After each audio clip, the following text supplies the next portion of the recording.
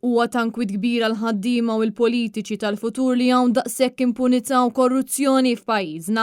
Dan intqal mill-KSU fi stqarrija li permezz tagħha tkellmu dwar l-affarijiet serjissimi li seħħew riċentement f'pajjiżna, fosthom ir-rivelazzjoni ta' chats bejn Jorgen Fenek u Rosjen Kutajjar, kif ukoll is-sentenza tal-qorti dwar il-kuntratt mal-Vitals. Il-Kunsill Studenti Universitarji stqarri li l-istituzzjonijiet ta' pajjiżna jeħtieġ li jieħdu azzjoni għaliex is-sens ta' impunità fost dawk li jinsabu fil-poter qed tinkwieta lill-istudenti.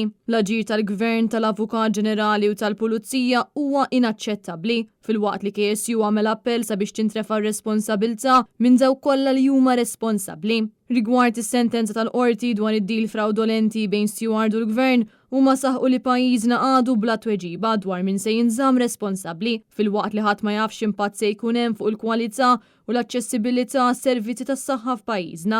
Fl-istqarrija semma tħassib għal fatt li wara l-aġir tagħha Rosjen Kutajjar xorta waħda għadha tagħmel parti mill-Grupp Parlamentari Laburista. Hawnhekk il-KSU saħaq li dawn ir-rivelazzjonijiet juru n-nuqqas ta' priorità fl-interess nazzjonali kif ukoll fl-istandards meħtieġa fl-ogħla istituzzjonijiet ta' pajjiżna.